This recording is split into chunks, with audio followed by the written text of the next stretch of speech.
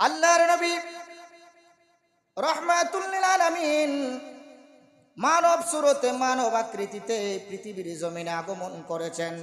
এটা হলো স্বাভাবিক বিষয়, আশ্চর্যিত হওয়ার কিছুই নাই। এবার আমি আপনাদেরকে বলতে চাই, আমার সুন্নি বাবারা গভীরভাবে একটু খেয়াল করবেন।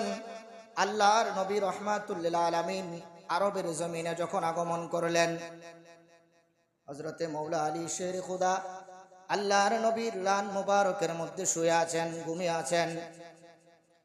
নামাজের ওয়াক্ত চলে গিয়েছে। আল্লাহর নবী রাহমাতুল লিল আলামিন ঘুমিয়ে আছেন। মৌলা আলীর চক্ষু দিয়ে পানি বের হয়ে গাল গড়িয়ে আমার নবীর চেহারা মুবারকের উপর পড়ে গিয়েছে। আল্লাহর নবী ঘুম থেকে উঠে বলে, আলী, তুমি তোমার চক্ষুটা দিয়ে পানি বের করে দিয়েছো। আমি নবী জানি তুমি কেন কান্না করতেছো। মাওলা আলী ডাক দিয়ে বলেন, ইয়া রাসূলুল্লাহ, ইয়া হাবিবাল্লাহ, নবী গো, যদি নামাজ কাজা হয়ে যায় আল্লাহ রাব্বুল আলামিনের দরবারে জবাব দিতে পারবো না।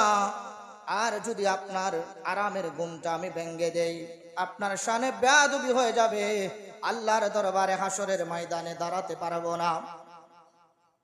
এবার নবী বলেন, আলী রে, তুমি কার জন্য চিন্তা করো?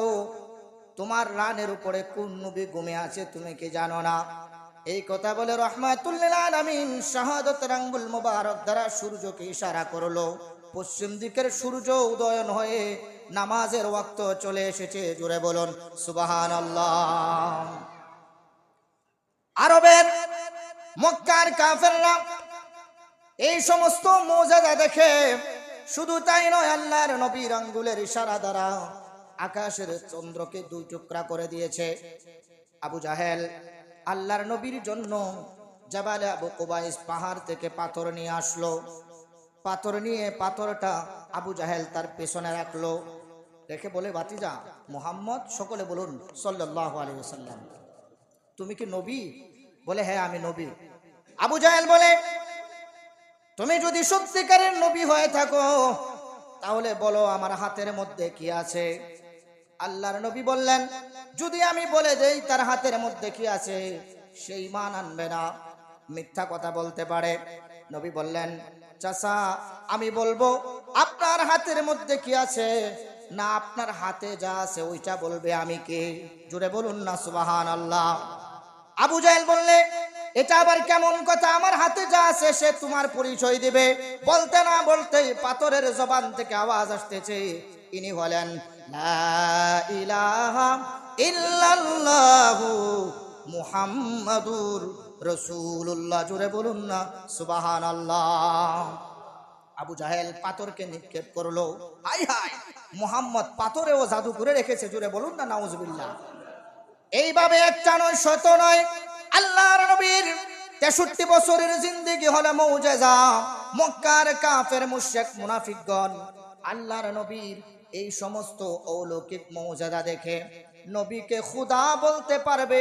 এই জন্যে আল্লাহর নবীকে রব্বুল আলামিন মানব আকৃতিতে, মানবের সুরতে খাজা আব্দুল্লাহর মাধ্যমে মা আমেনার রেহেম দিয়ে দুনিয়ার মধ্যে মানব আকৃতিতে দুনিয়ায় পাঠিয়েছে।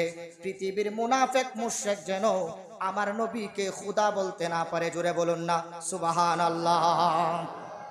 বাবার আমার, এরপরে আল্লাহর নবীকে খানে কাবা থেকে বাইতুল মুকদ্দাস থেকে আল্লাহ রাব্বুল আলামিন প্রথম আসমান, দ্বিতীয়, তৃতীয়, চতুর্থ, পঞ্চম, ষষ্ঠ, সপ্তম আসমান ভেদ করে সিদরাতুল মুনতাহায় বাইতুল মামুরের পরে রফরফে 70,000 নূরের পর্দা অতিক্রম করে মাকামে ইস্তেওয়া অতিক্রম করে লামাকানে নিয়ে আল্লাহ রাব্বুল আলামিন বলেন, আমি এই জন্য আমার বন্ধু রাহমাতুল লিল আলামিনকে আমার দিদার দিয়েছি, দুনিয়ার মানুষ যেন নবীকে তাদের মতো মানুষ বলতে না পারে। জোরে বলুন সুবহানাল্লাহ।